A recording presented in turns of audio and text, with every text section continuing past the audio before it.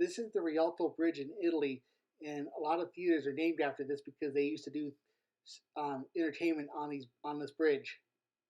Is a lot of community things, and one of the things that we have just recently finished doing was something called History Days that is put on by the museum. So we have, I don't know, every second grader on the planet comes in. And so to sort of kick this tour off, we have a great little video that we made for them about the history of the theater. It's got some good information and some great pictures, and just you'll have to forgive the fact that it's talking to you like you're a second grader, but you'll still get some good information out of that. Before we start, let me tell you that my name is Heather Rubald. I am the event coordinator here, and we've got Steve Lennon, who is the theater manager, who will probably be following along as well. And I think we'll just start the video. Somebody said that they had seen some stuff here as kids. Yeah. So you might remember those years. The first beginning with William Burder, he was a lovely businessman, but he traveled widely, and he went to New York City and Chicago and saw the kinds of theaters that they were creating there, not just the little Nickelodeons, but real theaters, and that's what he wanted to bring to Loveland. And he spent a great deal of money in those days, about $100,000, building this building so that it would also function not only as a silent film house, but a vaudeville theater. And that's why we have the stage that we have as well. He was one of the early victims of the stock market crash and all of that hardship. So then theater changed hands and changed hands and changed hands, and was finally bought by Gibraltar Enterprises, who brought in one of the most formative theater managers, Ted Thompson, who also owned the Dude Corral and started the Valentine Reed mailing program. So he was quite a big, important figure in Loveland. But he had a lot of really creative ways of marketing and getting this theater on the map. So it thrived for several years. He retired in the late 1940s, and the consortium kept, putting up movies and not doing a whole lot of stuff in the theater, and it started to run down, as did the whole downtown of Loveland.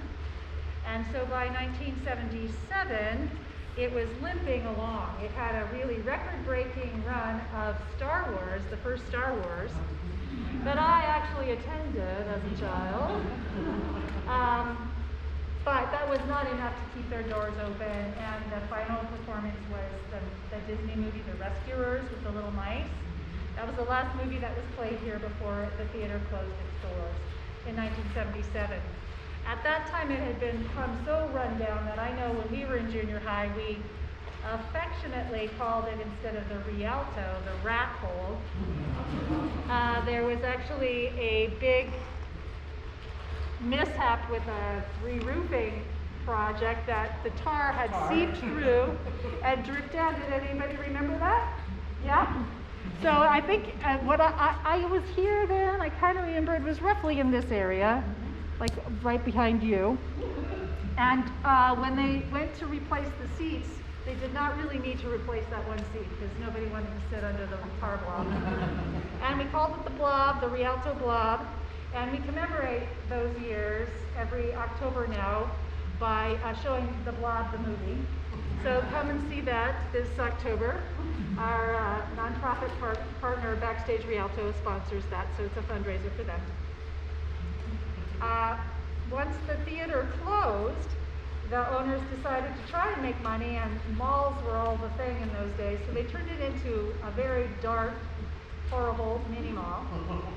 Obviously not really big enough to do much in here, but one of the things they did was take out all the seats, cover up all the mural, the walls and everything. They leveled off the floor, so the stage height and the lobby height were the same, so it was just flat.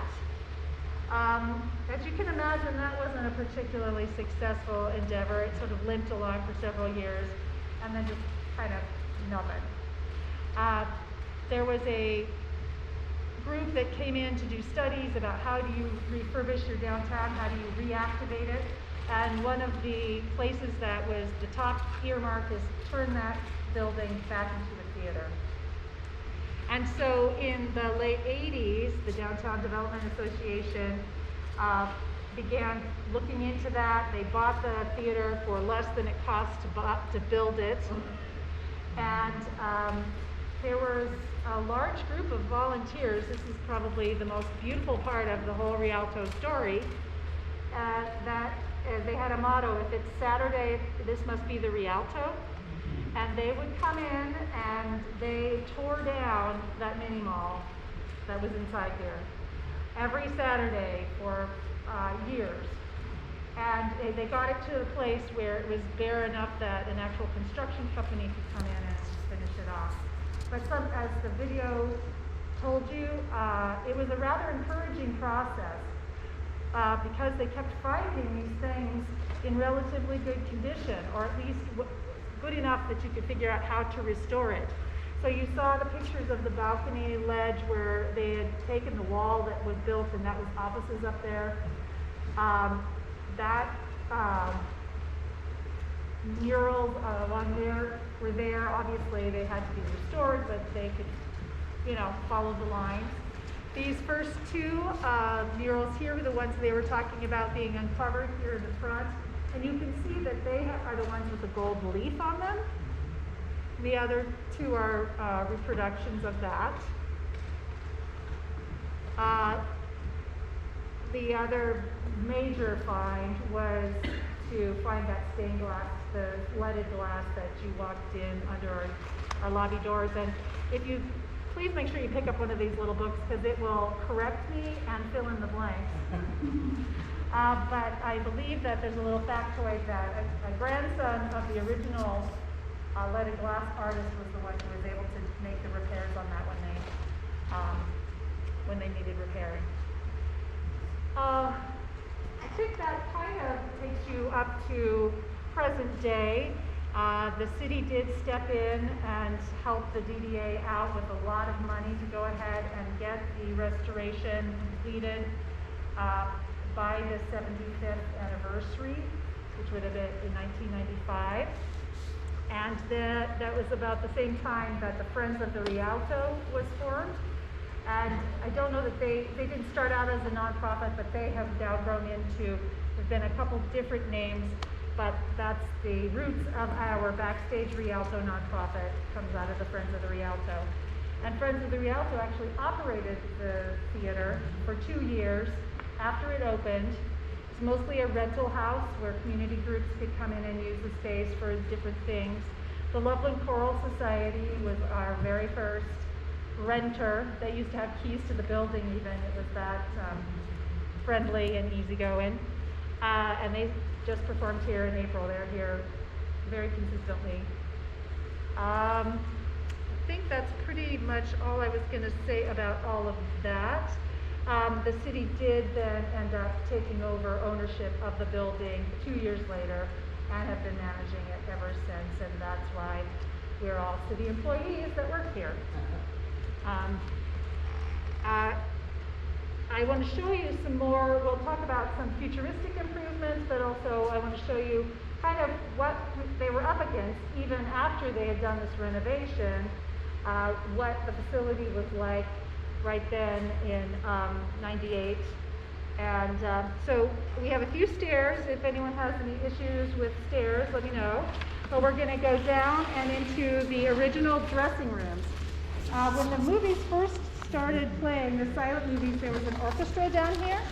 And about 2 years in, they bought a Wurlitzer organ that they could do all sorts of sound effects as well as play music. So the dressing rooms are down here.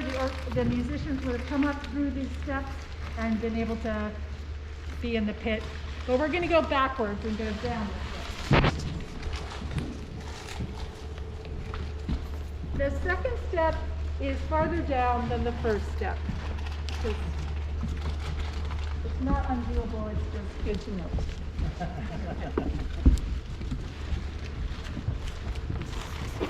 And watch your head.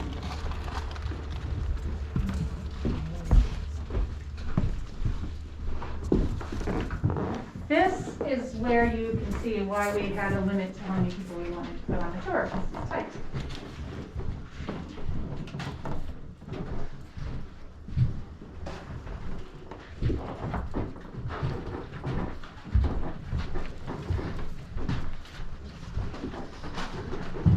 If you need to creep down the hallway just a skosh to fit people in, that's okay. I'll talk loud.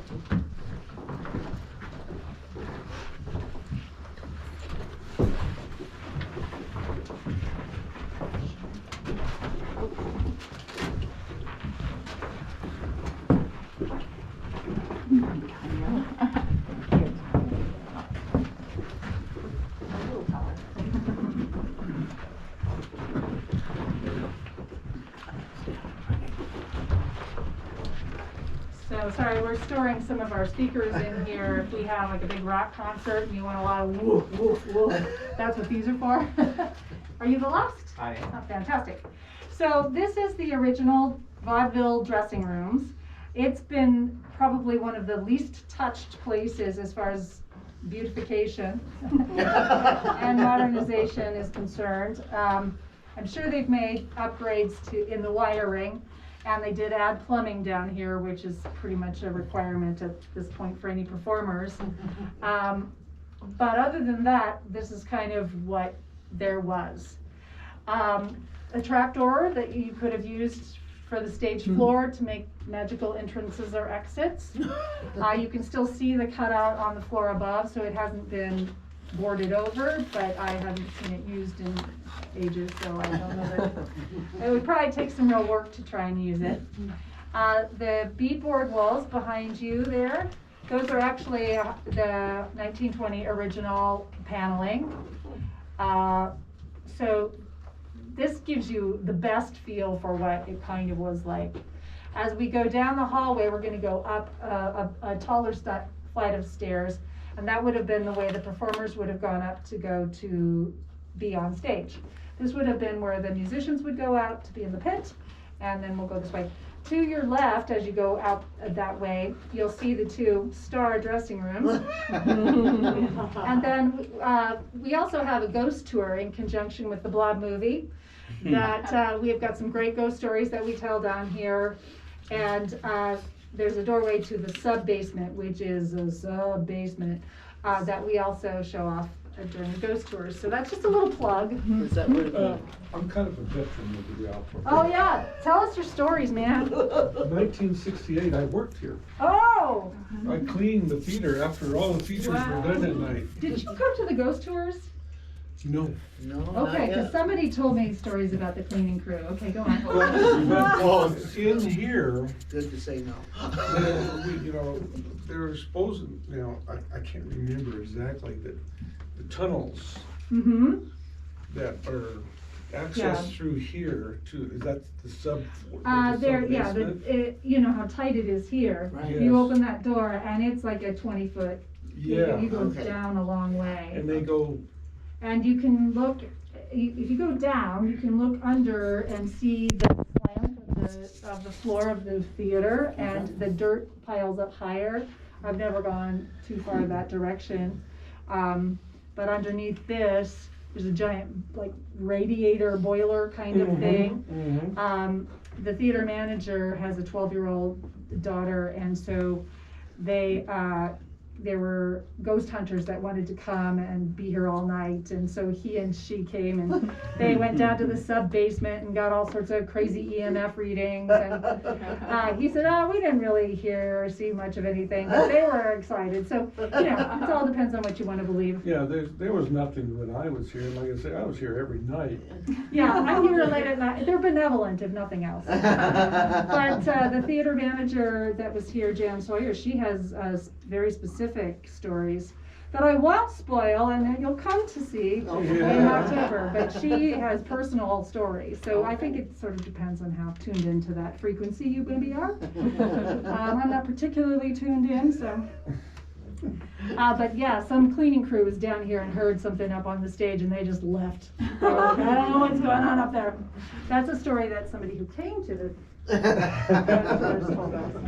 So we're gonna go this way. To your right again is the star dressing rooms. make note of their luxuriousness. Would you like to drive? Yeah. To the left, I'm terrible. And then this is the stairs separation. Do you want to? Yeah. Do you want to step? There's sort of tight things here. It is indeed.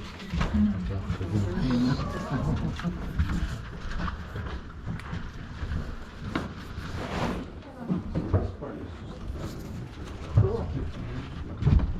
The second straw.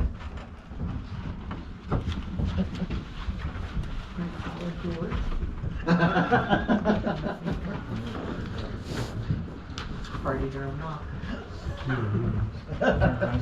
Stairs we just tore out. You can feel back there, and you can feel the floor creaking as you stepped out, like where the basement is. On the ceiling pipes.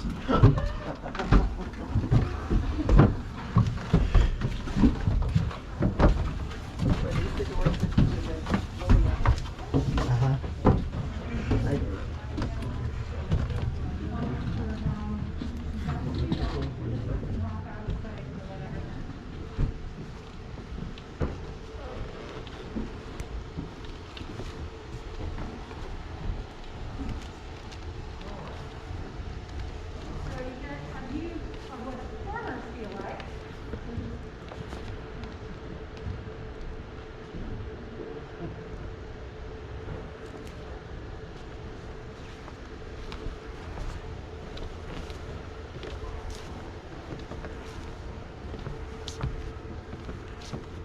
Are we all up?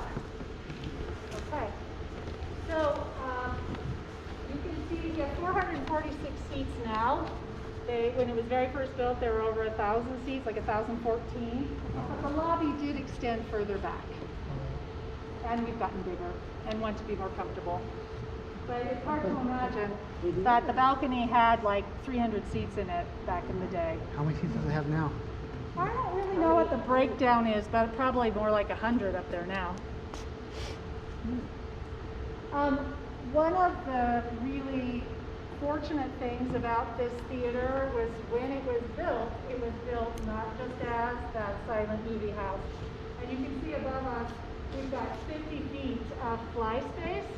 The fly rail and all of that means that we can take people, theater companies' backdrops and fly them all the way out. You know, you've seen that happen when you go to see a show. That makes a high degree of functionality for a space, and you don't need a lot of floor space for it, right? We also can fly our state-of-the-art video wall out if we want to.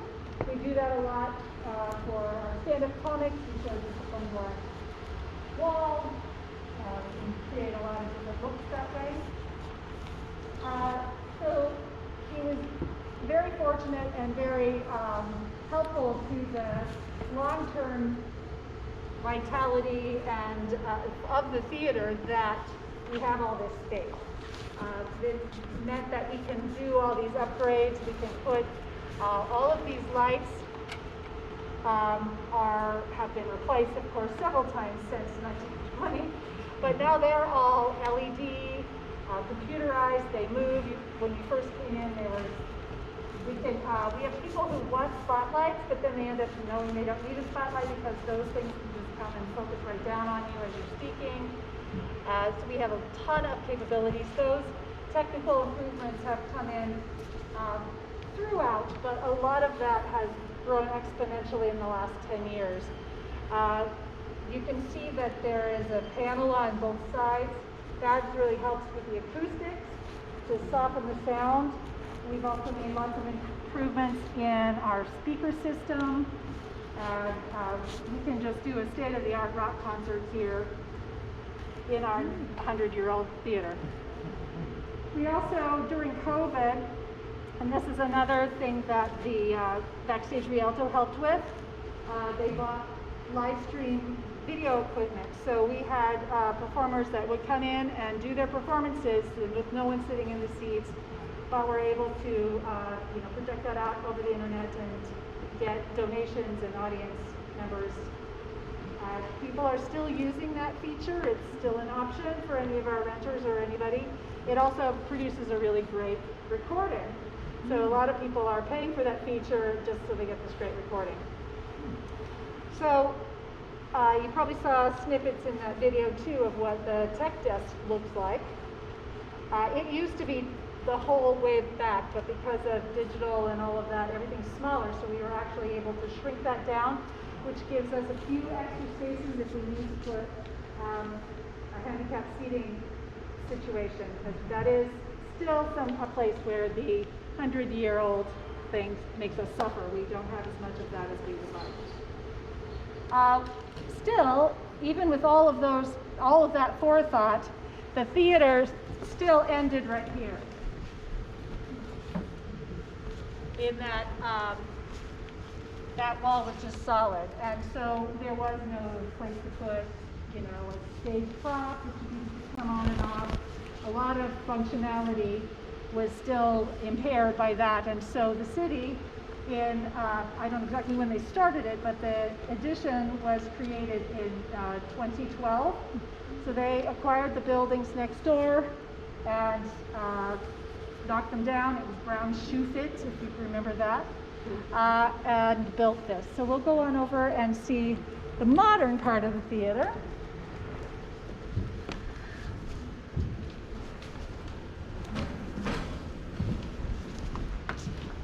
So this garage door, this was the outside wall of the theater before.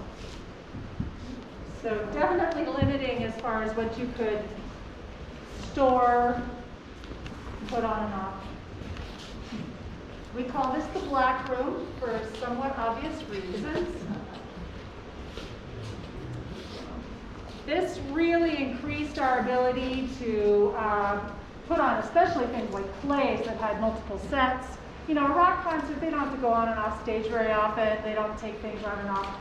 But we have Loveland Opera Theater that comes in here. We have several other theater groups that use this. And so props, costume changes quick, all of those things, as well as obviously a lot of storage for our equipment. We also have a room where they can, like a workroom where they can work on things. This load-in dock is right out there, so people can bring their trucks full of stuff right to the back door. We also have a monitor here, and there will be speakers in case we will often close those curtains so that any sound bleed doesn't go out there. We also still we use a lot of fog out on stage fog. It really makes the lights look amazing, and some of those pictures you saw with the rays of lights coming down, you wouldn't see that unless there was fog on the stage to catch that light. But it also sets off our smoke alarm. So we try to keep that curtain closed when we were doing stuff like that. If you just hang here for a second, I want to show you what it looks like during the show. We have some lighting back here because obviously safety is a major consideration. If you are a performer, you get used to walking around in the dark though. These blue lights just don't bleed out onto the stage nearly as much as a white light would or a yellow light. Any questions while we're here? All right.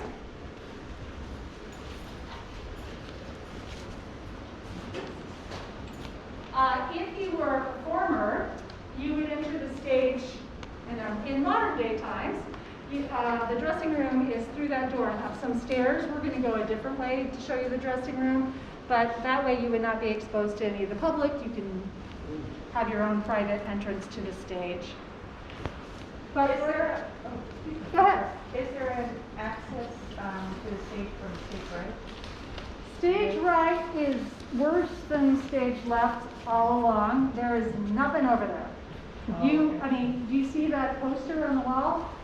That is the edge of the stage. Okay. There is a bomb, we call it, that spits you out and it gets you to an exit door, so it's an evacuation kind of door from the auditorium.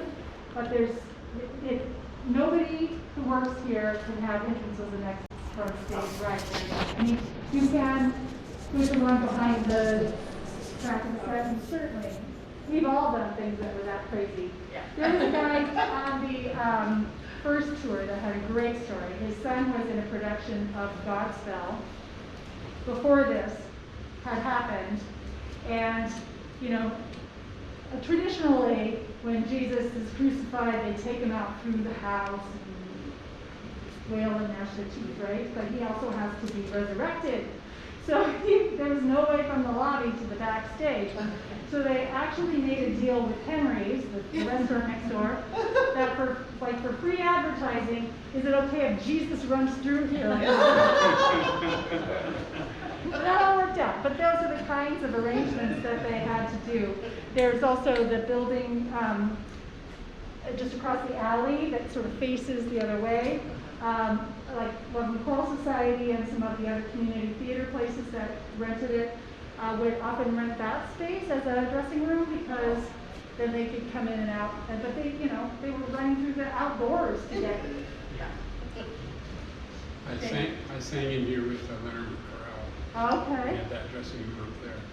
Oh yeah. So you were here the cushy days, is what you're saying.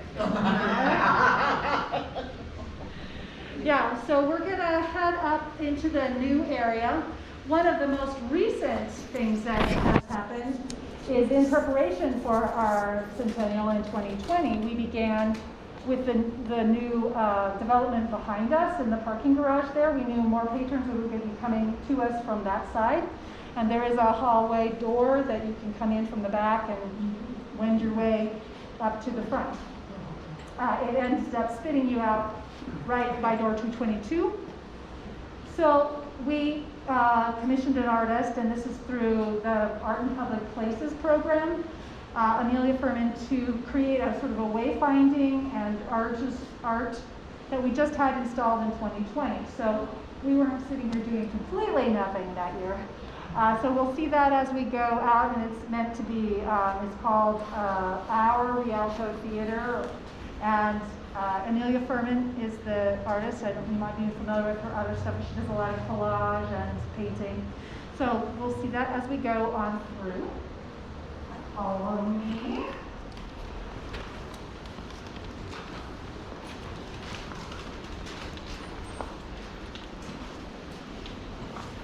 So the doorway out is that way, but we're going to go this way.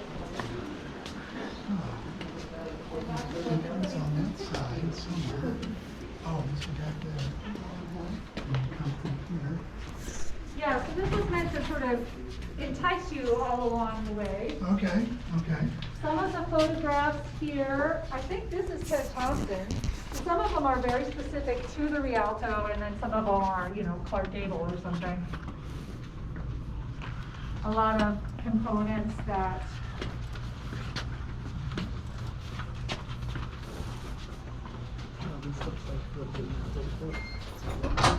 and that's door 222. If you've ever been there and used the restroom, you've been in that hallway before. I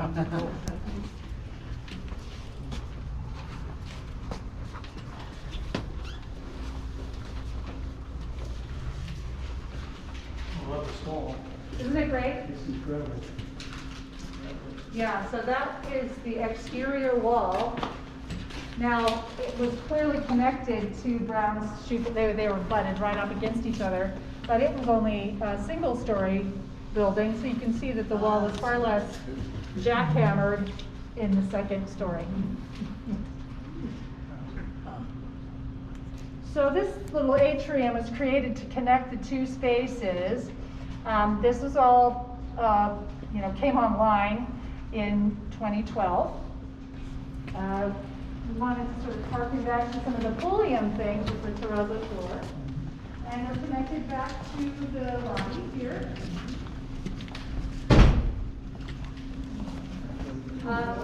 But also we gained, this is a public-private partnership. It's a sort of a condominium situation. So the third floor is a privately owned floor. This bottom floor we share with the restaurant, 222, and then we have the whole second floor, which we are now going to go to. If you want to take an elevator, it's right there, or you can take the stairs.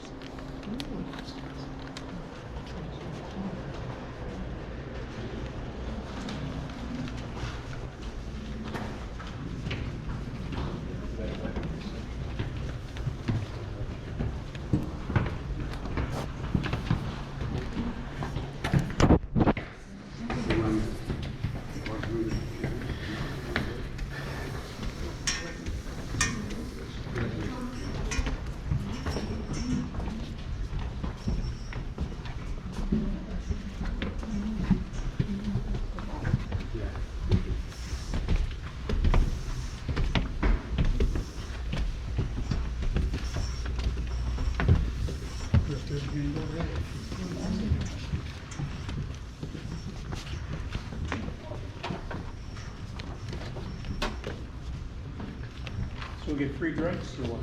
You can get a cocktail, but it's not free. So this is the Deborah room and the Hawk room. They function as one room if we want them to, and then we also have these walls that can close them completely off from each other. One thing I want to point out to you, we have lots of different art in public places pieces. Our banister, which are meant to look like spotlights, you know, those Klieg lights or whatever that they do at movie theater premieres. This stained glass thing going on there. Lots of great things. But along this wall here is the old Rialto neon. You can see through the window there on this wall. And that was part of the marquee that you can see in the picture. Yeah. And this we use primarily for renters to do meetings and events. But it's definitely expanded what we can do as a facility to offer the public places to be and have their events. It's a great room. For reception. Mm-hmm. If you want any information about it, there's actually a card in that little diagram. We also gained a couple of offices and the lobby conference room, which is just behind here.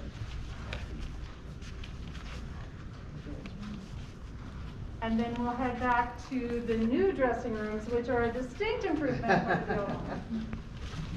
Follow me this way.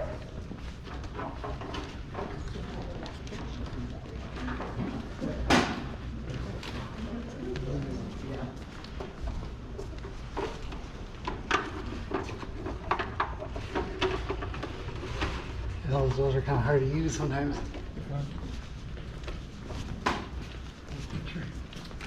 Radiant tramp. Radiant tramp. Pardon? I didn't know the bar would be open. Oh, yeah. I took the tour, so, okay. Thank you.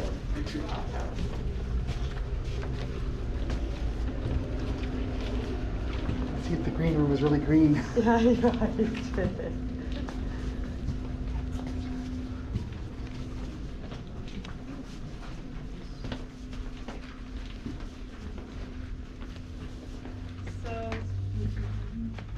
One of the things that we've been able to do over the last 10 years is to bring in more and more popular acts from the outside. We definitely still are a rental house and want to be there for all the communities that want to use the space.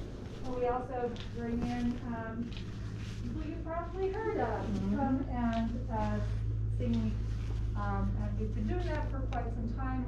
Recently, we are calling those the Rialto Presents shows typically. We also have some coming up this summer that are the Trailhead sessions.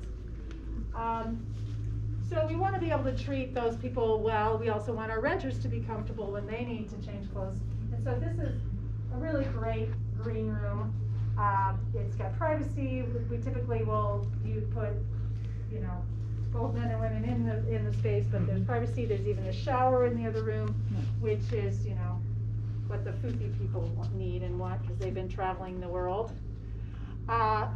We have the sound from the stage piped up in here, so you can adjust that so you can hear where the show, you know, where they are in the show.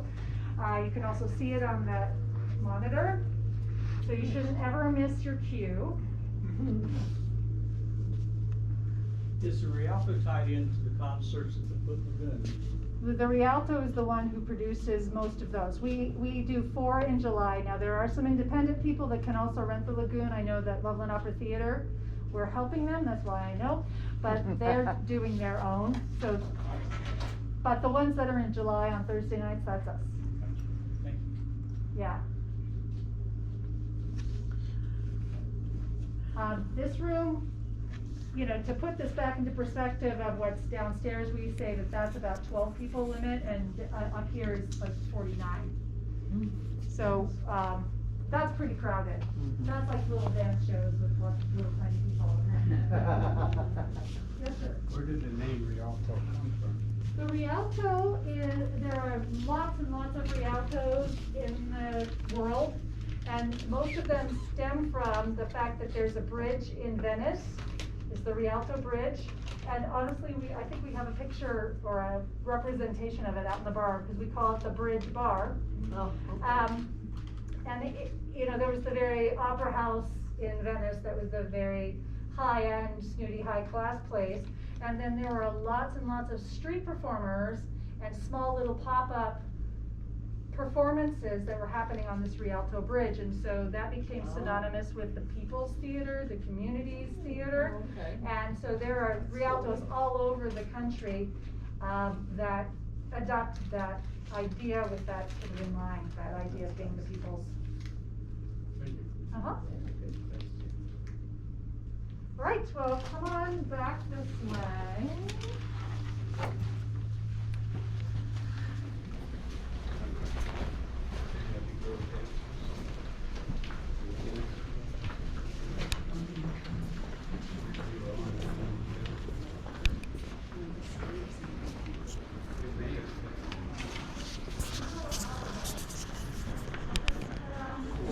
We had some lady call for tickets, and I said, we only have seats in the balcony, and she said, oh yeah, we used to make out up there. And that's why they always come.